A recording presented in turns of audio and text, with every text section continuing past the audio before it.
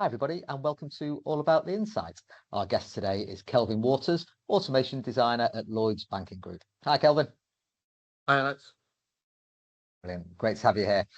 Kelvin, as you know, this podcast is all about the insight, how we can make insights and more, what some of the challenges are with insights, and how we can really use it to the best effect within businesses and organisations. Before we get into all of that, I'd love to hear just a little bit about you and your journey to where you are today. So that's about 15 years ago, which makes it gives you an idea of how old I am. But That's all right. Give us a potted history. Yeah, so I started it on the front line, as most people do in insights, as you're probably aware. So speaking to customers that were in sort of financial difficulty. Then I moved into sort of more project management, and then I ended up in innovation and strategy in mortgages, and then I moved into sort of an innovation strategy and insights team in transport. And that's where I started sort of in the insights world, and that was about 5 or 6 years ago. And since then, I've sort of been in there ever since. And then I recently changed my role to move into the applied sciences and experience design team in Lloyds, and that's sort of where I am today. Brilliant. Yeah, and definitely want to explore some of all of that. So, what would you say were the kind of drivers or the motivations for wanting to get involved in insights and staying in insights? Well, it's interesting, really, because insights is probably the thing that drives all of the decisions that are made in the business, right? So it's the most important function, but it's also sort of one of those functions that is kind of overlooked, or kind of the expectation tends to be quite high, and the impact that you can have is really high, because you're actually sort of surfacing the customer voice to the people. To people that are making decisions, right? So that's the most important part about insights. It's not just gathering the data, because anyone can gather the data, but it's about taking that data and turning it into something that you can action and actually do something about to improve things for customers. And that's what really excites me about insight. For me, the thing that really sort of triggered that was some of the when I was in project management, I was working on some rectification programs, which is sort of where we've made mistakes in the past, and we're trying to rectify that, so we're making things right for the customers, and being able to see that and the impact that has. And then you kind of think, well, I really want to be on that front line, making sure that it doesn't happen again. So that's sort of the thing that really drives me from that side of things. You mentioned that insights can be overlooked. Why do you think that might be the case? And and I'm sure it varies between businesses. In fact, I know it does. That some businesses are perhaps more on the journey than other businesses are. I think everybody's heading in the right direction. But why do you think it is that can happen in a business? Sometimes it's because I think that people misunderstand what insight can actually be, and the power that it can have. And for example, if you've got survey responses, and you sort of say what the sample is, and if you say we got like the 10% response rate on a survey, well, that's only 10% of the audience, but it's actually that's a pretty good response rate, and it's still representative, and it's trying to make sure that story is told as well, that you're getting a good sample of the audience. You'll never get 100% response rate on a survey. You'll never be able to get all of the insight that you want.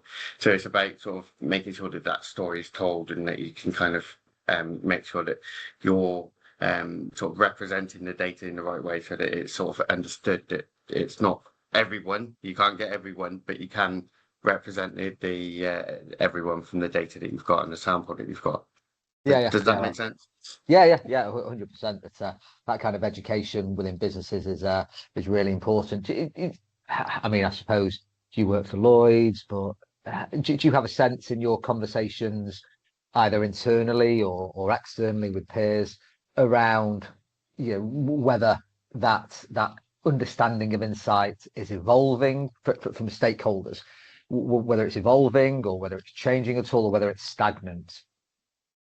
The importance of insight is definitely improving and becoming more prevalent, and it's certainly moving to the front, and being able to make data-based decisions is certainly becoming more prevalent across not just Lloyds, not just the finance industry, to be fair, but pretty much any industry will be looking at sort of making data-based decisions. It used to be that it would be kind of like you'd go on a hunch, or there'd be pet projects. I'm sure you've come across that before, but now it's very much more about what does the data tell us, and the fact that we're now getting much better at gathering insight, and we've got many more streams of insight that we can use as well. So both where you're going out to customers and getting their insights specifically and their feedback specifically, but also passive insight. And then you've got sort of products and service information from call demand and sort of product take up, all of that sort of information, as well as sort of marketing information, and being able to sort of pull that together and tell a coherent story is getting better. And we're getting much better at storytelling and sort of having the customer at the focus of that story to really bring that insight to life. Yeah. Storytelling is something I want to pick up on. And you've kind of touched on a few bits there, but if you think around Lloyds, where you currently are now, and the types of work that you do and the types of jobs that you do and the types of challenges that you see, and think about how insights as a whole is set up at the business, tell me a little bit about the kind of current scenario of your day-to-day at Lloyds. What does that look like in terms of insights? Wow. So the day to day is a bit weird. So my role is quite varied. So there no day's the same. But the most important use of insight is when we're looking at resolving customer pain problems. So anything that we want to do to sort of make the customer journey better. So for me, it would mean we would do some discovery workshops. So we'd look at the customer journey end to end, try and identify the pain points. And for that, you need to get all of the data from the touch points, the experience that they get at those touch points. And it's really then about sort of building that view of the entire end to end journey. From not just the customer's eyes, but also from the colleague's eyes, from a technical perspective, to really get a well-rounded view of what that experience is as a whole.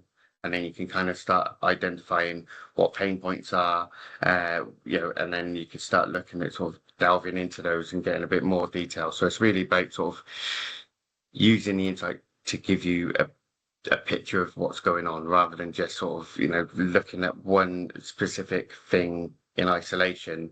It's looking at it as a whole, and then sort of narrowing that view down, and working with the various sort of platforms and the technical guys and like the product owners and the people that sort of design that product and own that product, and working together is the key part. It's not just about going out, getting the information and sharing it with somebody else now. It's more about that collaborative approach and sort of working together to get to an answer, rather than this is what you need to do, go and do it. That's not going to work, because you kind of need to, the more people that travel for a journey, the more nuance there is, and it's more about sort of having that view, the collective sort of working on it makes that much easier to help. And that's the product owners, not in terms of any research platforms, but the product owners of the mortgages or whatever it is at the bank. Correct. Yeah, correct. We've got various different sort of research platforms and tools and techniques that we can use, but it's more about using the right tool for the right job, rather than sort of defining a one size fits all. And getting the information from where it sits. So, listening to calls from customers, looking at the data from sort of the data funnel on things like Adobe Analytics, where you can see what the journey is from a website perspective. So if they're doing an online journey, and it's just sort of getting all of that together, getting the feedback from customer surveys, the feedback from listening to those calls, any sort of public feedback that they provide in things like Trustpilot, etc. All of that information is valuable to get that holistic view of how customers feel when they're using our products or services. So, this is me not being deliberately obtuse, but it sounds like, you've got a whole load of data points and information and potential insights there. How on earth do you, literally combine, analyze, interpret, all of that. You've got all of this stuff. How do you get it into this?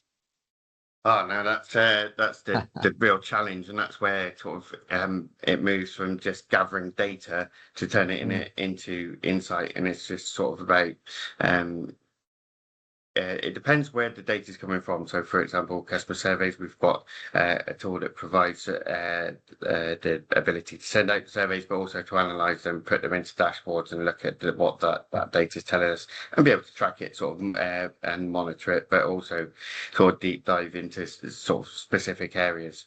And then it's just about sort of really just bringing that up to the surface and sort of finding it where it sits in that journey and being able to sort of analyze it and sort of build that story. So it's not just about sort of finding the data points and then that's the issue. It's how does that fit with the whole story? How do we turn this into something that's actually tangible and that can drive emotion because that's sort of what underpins the decision, is making it an emotive sort of decision to sort of really push things forwards. Yeah. And that's I've heard lots around human stories, emotions, and that kind of really helps insights hit home, as you say. Are there any, you've mentioned the kind of customer journey, any other kind of typical insight challenges, questions, problems that you're presented with? Well, there's always challenges with getting data. So making sure that the data is correct is one thing. Being able to cleanse that data and process that data so that it's so that we're confident that it's telling us the right stories and it's telling us the right things. That's always a challenge that you need to sort of address. And the constant want for more, I suppose, is probably the biggest. There's never, no, I don't think I've ever heard somebody say that is enough information. Yeah. Thanks. So, But I that's suppose in probably terms the of, big thing. yeah, if you and this is very glib. Monday, you might be looking at a customer journey. Is it always customer journeys? Are there any other research questions, topics that you look at? No, I mean it's not always the customer journey, but the customer is the biggest and most important thing Okay. in the Yeah. business. You don't have a business without customers, so that's the sort of the anchor point. But we've got very many different sort of ways of getting that information. So it's not all customer data. We've got Mhm. insight from the products and the services that we sell, how they're performing, and then you've got things like sort of market research and sort of competitor research, all of our sort of research sort of arms that have various tools for being able to gather that insight. So it really depends on what we're trying to solve for. And that's why the journey is the most important thing, and understanding the journey before you start so that you know where you want to look, because as I'm sure you know, sort of otherwise you can't see the wood for the trees. You need to be able to sort of know what your starting point is and try and sort of go from there. Mm, mm. Yeah, that makes sense. Uh, what is it looking for? If you're getting all of this right, you're kind of getting that early engagement. How do you know that it's working? What does it look and feel like in the business when insights are working well? Um, so that's a good question because as I say, there's always the demand for more. However, the way that you know that the insight is working well is when decisions are made quickly. Okay. So if you go into a forum and you present the insight and you present the story and you put forward what the problem is and what the potential solution is, and there's little challenge or little there's no sort of pushback to go and get more Mm, information, then you've done your job because you've been able to tell that story. You've got the decision that you need, and now you can mm. go away and take that action. So it's following what we call the Luda model. So listen, understand, design, and act. Okay. So I haven't heard of that one. Is that a kind of internal thing, or is that It's a public thing? I think it's certainly been used across Lloyds for a while, but I don't think Mm, it's specific to Lloyds. But it's a very sort of common sort of design sort of methodology, and it's kind of how we do any of the sort of journey analysis that we do, and it Okay. is designed in that way so that we kind of get to that story, and you can kind of really shape the insights that you get in so that it's telling that story arc in the right way, and it's all Yeah. designed so that you get to a decision and you're able to act on it. But yeah, because insights without action are, kind of, well, Yeah, they're, they might be exactly. That's the whole interesting, point. but That's the whole point. We gather the insight. It's not just for a laugh. We do it because we need to understand to be able to act on, like, when things don't go as well as we would like, or if we've seen something go really well that we didn't expect, we can understand why and how, and we can replicate that across other areas. So it's about sort of learning what's working and identifying what isn't, and trying to find the best action to sort of to take the next step forward. yeah, that makes sense. Question I had was around, you've obviously mentioned all your data points that you can get from the journey, from kind of Trustpilot, etc. You also mentioned, kind of market research and then competitor analysis. When you think around those buckets of insight, is there, how do they all interact and play together, and how do you use them? How do you combine them? Tell me about that. Well, man, there's a bugbear, because I'm sure you're aware that is not the easiest job in the world. Um, the utopia would be the sort of the dream system that pulls all of that information all into one place and lays it all out for you nicely and tells you everything that you need to know straight Yeah, away, instantaneously, with, like, being able to then sort of act on it instantaneously. That, as far as I'm aware, does not exist. And there are challenges around every business, but with a business that has been around as long as Lloyd's has, you've got things like legacy systems that don't necessarily talk to other systems, and yeah, it's sort of trying to navigate around those problems to yeah, try and pour that coherent story. So yeah. it's really so some of it works better with each other than others, and it's really all about sort of the journey that you're trying Yeah, to solve yeah. for. I, I mean, tell me about that. Kind of what maybe an ideal sense of how they would all interact. Assuming that you can get hold of all the different insights and they're all there for you. Does each different category of insight have a different role, or is it? I don't know. Yes and no. Largely speaking, you kind of get the sentiment, and you get the kind of the customer feelings from things like customer surveys, and from some Mm, of our sort of voice analytics data.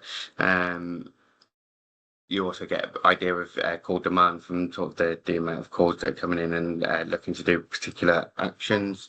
And then you've got sort of web analytics stuff that tells you sort of how customers are traveling through a journey. You can get an idea of things like rage clicks and things where mm, things aren't quite working as smoothly as they should. There's a lot of that, but we're and I didn't sort of want to lean into this quite yet because I know it's coming up here a bit later on, but there is a way forward, and it's something that we're sort of actively exploring, is how we can use artificial intelligence to do that in a much simpler way, and sort of really enable the insights guys to get what they need quicker and in the right sort of yeah, place, yeah. so that they can sort of analyze it in the right way.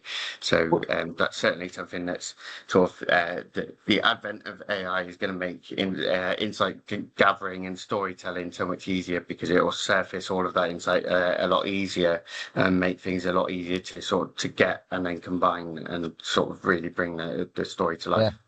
Okay. Well, listen. Let's because obviously AI is the thing. Speaking to insight professionals of different ilks, there is concern, trepidation, hope, excitement, a whole range of emotions. From your perspective, then, kind of what does the future hold? You are more on the kind of tech side, for want of a better phrase. tell us about it. You know, kind of what's currently going on, what's going to happen, what will be good, what will be bad. Yeah, I mean, there's as an automation designer, it would be remiss of me not to wave the flag of AI. I know everyone hears about it. It's the buzzword. I was at a conference the other day, and it's literally the only thing that everyone ever seems to want to talk about. That said, my personal feeling is that it's going to be an amazing tool for us for the future. That's not to say that it's going to be the be all and end all. It's certainly there are things to be concerned about. And some of that would be things like hallucinations, where the sort of Gen AI, for example, might misinterpret the data and sort of tell something that isn't necessarily accurate. And that's based on the fact that LLMs are sort of probability models, right? So it'll give you the most probable answer to your prompt. Okay. So it doesn't necessarily mean that you'll always get the same answer when you put the same prompt in every time, because the probability might change. Yeah. So you know, there's some concerns around that and how you manage that, but by and large, being able to use it to surface the insight, but not necessarily always use it to firstly gather the insight. So you can use it to pull things together. I wouldn't want to use it to kind of do everything. You need that human in the loop, because you know a machine is great. It will do a step-by-step processes perfectly every time. As long as the process is perfect, there's not going to be an issue. Rarely a process is perfect, but we'll move past that. But if you give it a step-by-step process, it doesn't think, it just does, right? And the same with, so artificial intelligence is not actually intelligent. It doesn't think, it will just do, and it will respond to what you ask it. So it's about knowing what to ask, but also bearing in mind that it's a computer. It doesn't feel. So if you speak to it, it will know, it will analyze your voice, and it will say, okay, Alex is a little upset. I will respond in this sort of language. That doesn't mean that it understands that you're upset and wants to give you a hug. It's not going to want to give you a hug. I'm sorry to break that to you. But it can analyze the voice, understand the sentiment, and respond in the appropriate way, but it doesn't actually care about you, if that makes sense. So, you know, sorry to burst any bubbles. I know you shattered my illusions there. Yeah. I'm interested in hallucinations. You know, you're talking there around that's one of the concerns. That if I think around, you know, some of the ways that I've used AI, that I know other people use AI, yeah, you're right. That you always need that human touch there. Is there anything that can be done to reduce the risk of hallucinations when, you know, we are inputting prompts, probes, queries? Yeah, I mean, there's a few things that can be done. So it will only get better. So the more you use it, the more it gets used to the way that you phrase things, the way that you ask the question is important. So understanding and learning more about prompt engineering will sort of help minimize that. But also, you know, there's a lot of these tools will actually be able to cite the sources that it got that information from, and that's the important thing with AI, is not just sort of being able to say, you know, that it's not just the speed, but being able to have that traceability of how it made a decision, where it got the information to base that decision on, and having all of that traceability in the background can give you that security. And then it's sort of where you're training that model on, and what data you're training it on. Is it just sort of publicly available data, which can be more of a challenge, or is it a ring-fenced LLM that's sort of within your own control, that isn't sort of public domain? It's all sort of you know, for example, Lloyds have invested in their own LLM that's being built, so it would be just a ring-fenced LLM that can be trained on our data and not going to be impacted by external forces, so we can kind of know that that's safe and secure. Yeah, that makes sense. And I'm sure that you can, and I want to explore some possibilities, benefits, adventures that we can have in AI. But in terms of any more concerns that are out there, you mentioned hallucinations, you mentioned kind of traceability. Is there anything else that people should be aware of? I'm going to say concerned about. That's perhaps a bit too strong, but anything else that is worth thinking about as we are taking our first steps into this new world? Yeah, I mean, the most important thing is to remember that the AI is a tool, and it's a tool for people to Yeah. use. So AI is not going to replace people. It's going to take away some of the mundane tasks. It can make things easier to do. It can really help with the creative process. So it can give you that starting point where when you're trying to write something, for example, and you're really sort of trying to get that kick-off point that gets you into the flow. AI can help with that and give you some pointers, and then you can start to sort of get the creative juices flowing. It's more about sort of using AI as a tool for people, not as a replacement for people. Yeah, absolutely. Okay, so when you think around AI and the opportunities and the developments and whatever, what's exciting in terms of AI that's coming around the corner that you're aware of, if anything, and kind of what might be the next big steps that we're seeing and that we might be able to deploy and utilize. I'm not an AI expert, but I use AI, for a normal researcher like me as such. What should we be looking out for? What are any other tips? What's exciting in terms of what you're seeing? There's a lot of exciting things. So, don't get me wrong, I enjoy playing around with AI and creating some fun pictures of me as a cartoon and as a Sesame Street character and all of that sort of stuff. But there's not much of a business case for that within Lloyds. Oh, I don't So, know. Let's make a business case for it. yeah, You can be the I'm face of good, but Lloyd's. yeah. But there's some really exciting stuff. Being able to pull all of the different data points into one place and be able to sort of analyze that data from one location and be able to sort of say, for example, every customer interaction that they've had with the business and be able to sort of analyze that in one location. That will be massively valuable, and it's will open doors to being able to sort of understand and react to things quicker. That's certainly one thing that I'm very excited about, especially with my insight background. I'm like that if I had that like 5 years ago, my life would have been so much easier. So that's one thing I'm very excited about. The main thing I think that will be sort of revolutionary from the customer experience point of view and will help with the insight side is agentic AI, which is essentially AI that will be able to fulfill customer requests. So at the moment, if you go into like Chat GPT, for example, you'll put a prompt in and it'll go out and it'll get you the information that you've asked for and put it in front of you.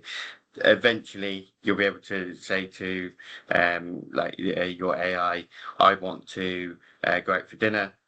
It will go and find you the restaurants and then come back and say, these are the restaurants, which one do you want to pick? And then you can pick it and then it will go and book it for you and it will pay like the deposit or pay for the meal up front. And then all of that will all be done without you needing to leave your armchair, and you'll just be able to do all of that from your phone, right? And that's massively valuable for a customer because it means that they can do most things, most sort of low latency sort of actions. So the really sort of transactional things. That would be really good for. Yeah. You wouldn't want to be sort of go and change my mortgage or go and sort of do this or do that. You still want some decision power, but the little things that sort of Yeah. At the moment, a customer might ring up to change their address. They shouldn't need to be able to do that. They should be able to just say, yes, go and change, update my details in here, and it should be able to go and do it. And then with an agentic AI being able to do that, as I said before, there'll be a traceability, so you'll be able to see how the decisions for that has been made, how where the source data has come from for those decisions that have been made, and all of that will be available. Plus, you'll be able to, because that interaction with that customer has all been in one location, you'll have all of that insight of how that sort of experience worked. So the Yeah, insight will be easier because it will just be there. It will just be the one sort of thing, and then it's just bringing it together with like product information and all of that sort of stuff in the background. So it'll make insight gathering a lot easier because you'll have access to a lot more information. It'll make insight gathering for you a lot easier. Is that what Yeah. you're saying? Yeah. So me as a customer, it's just this idea of trust that I'm quite interested in. At the minute, we're researchers. We're not taking everything on face value that AI is giving us. We're having a few trust issues. Similarly, if I put myself as a consumer, the AI Google overview or whatever, I'm a bit like, well, some things I'll trust it on, some things I won't trust it on.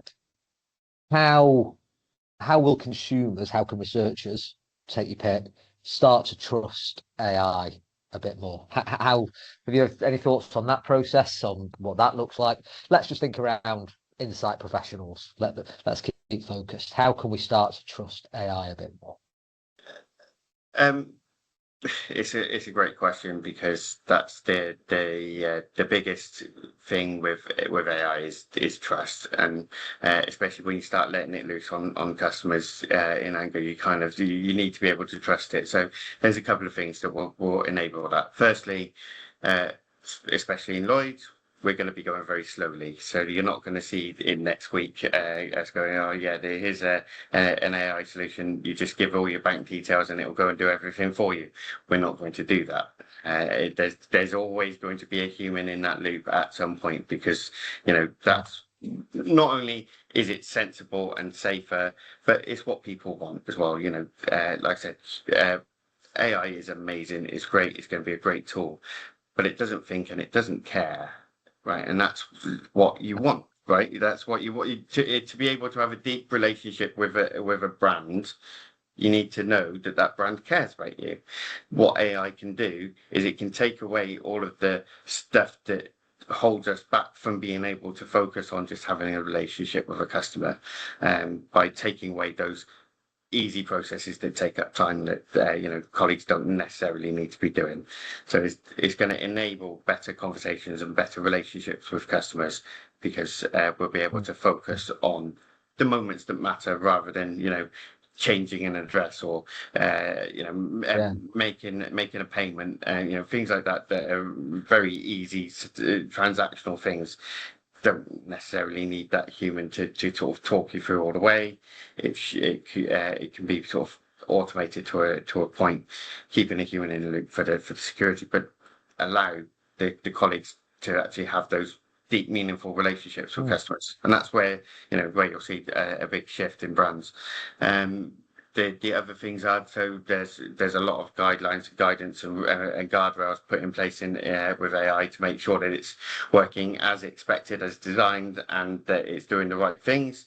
And there's also sort of guidance from the regulators to say, the customer has to have a choice whether it's AI making a decision or if they want a person to do that. And I can't see that changing for quite a considerable amount of time. Yeah. And then also that traceability of being able to sort of see how the decision is made and where the decision was made, where the source data came from, all of that sort of stuff gives you that security that actually it hasn't just made up something. It's got, it's cited sources from where it's pulled that information from. And then the other sort of final part of that is, the more people use it, the more they'll get comfortable with it. So it's that sort of typical adoption thing. So once you hit that magical sort of 23 to 25% adoption rate, then it becomes sort of mass market, and that's when the trust in it sort of will explode. And with Revolut last week announced that they're going to go ahead with agentic AI and for customers. So we're starting to see that at the moment, and Okay. that's where we'll start seeing sort of more. Probably some of the smaller, more agile banks will be able to do that straight away first. But Okay. then, we're making really good progress on it on our side. But like I said, we would take a much more risk averse, Yeah. Yeah. slowly, and do it when we and the customers are ready. We won't want to Yeah. Yeah. put pressure on anyone, at least. Not going to dive straight in. That I No. think that's probably reassuring to Lloyds Bank customers. I know when we've spoken in the past, you mentioned VR as well. Is there anything that you're doing around VR that is of relevant interest? Um, I mean, we play around with a lot of different Mm. technology and sort of just to see what may or may not happen. So we experiment with a lot of things. We've done some experiments with virtual reality for things like sort of uh, the homes journey, being able to sort of look at a home before you buy it from using VR rather than sort of trying to, if you're trying to buy a new build property, for example, and Mm. there isn't one in your local area that for as a show home that you can go and actually have a look at, in theory, if it's available via VR, that you can actually sort of take a walk around your prospective new home, then there's some potential value in that. But these are all sort of more on the experimentation side, and just see Okay. what the art of the possible is, and just see if there's stuff that we can play around with that might make things better. Some of them may never actually sort of see the light of Yeah. day, but it's always worth sort of because those ideas filter into sort of the day to day by if you look at the ridiculous, you can kind of then sort of work back from that to what is actually possible and what's doable, and what's revolutionary. So it's Yeah. from Lloyd's side, it's definitely there's that incremental continual improvement, but you should never lose sight of, well, what if there's something like, what if there is like that golden ticket out there, to Willy Wonka's factory that we can go and get and like, really improve the experience. Yeah. So what is the kind of whether you've experimented with it or not? What's the most outlandish, wacky thing that you might be looking at that you're considering looking at? What are you reading about? What's coming down the lines in terms of Willy Wonka's tech Um, factory? there's nothing like completely out there. I don't know what sort of what that would look like, but I can see there's practical applications for things like using VR potentially, Mm. but I'm reticent to think that that would actually make a big deal, because it's not really sort of hit that adoption rate that would make it valuable enough. So I don't think that's probably going to go very far. Um, I'd like to see sort of robots in homes that can do sort of all of your sort of all of your admin, all of that sort of stuff. So Yeah. things like the Pepper Okay. bot, and you give does the housework and pays your bills, and there's all of the admin stuff in the house. I'd love that, to be honest. That Yeah. would be my Willy Wonka ticket. Something that can do all of the menial tasks that my wife gets me trying to do all of the time, and anything that can take away from that would be amazing for me. Fine. Let's try and circle back to insights a little bit, kind of just coming towards the end. So, you've spoken around how AI can start to help consumers, how it can start to take over some of those uh, menial tasks and allow brands to create those deeper relationships. As you kind of, I don't know. Is there anything else in terms of AI and insight generation and market research that you would think around either at the minute or as we move forward? Um, I think the main thing that AI eventually will do, it can't really do at the moment, but eventually be able to respond quicker to customers, like in the moment, would be the ideal. Mm. Um, there's pockets of it that's happening at the moment. You know, if you're struggling with doing something on the website, you can see sometimes you'll see like a pop up. I see you're trying to do this. Are you struggling? Can we help you? You know, being able to sort of make that more mass market and try and sort of really sort of help people before it becomes too much of a problem, right? So being able to identify a pain point, result, sort of find what the best action is and resolve it before the customer leaves the website or leaves the call, or finishes service. It's about sort of making that whole process quicker is sort of probably the one thing. There'll always be those things that you need to sort of spend a lot of time on and sort of build a real sort of story out to. But some of the being able to do some of that transactional stuff quicker, so that it doesn't become a point for a customer to complain or to something that goes wrong for a customer, being able to like understand the insight and deliver on it quicker is certainly going to be the big thing. Brilliant. We are virtually at the end of our time. We came into this conversation talking around insights, and then we've spoken around AI and the like. I'd like to just come back to insights just a little bit to finish up. If you think around your business, you think around your experience and insights, is there, this isn't necessarily AI, but is there one tip that you would have for making insight matter more in a business?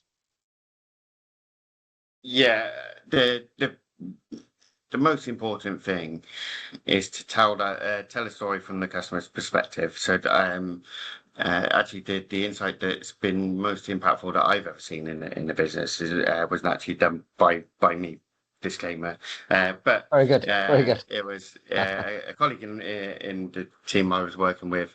Built a story of a customer journey, and they had like the call points from customers calling in, and they put some of the snippets of the call recordings into that journey, so you could hear the emotion in the customer's voice, and that the impact that had on the senior audience, and they immediately after seeing that story and hearing the story and the difficulty that the customer went through meant that the impact was so much bigger, and it sort of forced a change almost immediately. There was like, we can't allow that to happen, and then change happened, and that's the thing that I would sort of say is the most important, is telling a story that's emotive, that makes people stop and listen. And especially in sort of this day and age where a lot of calls and forums are done over Teams,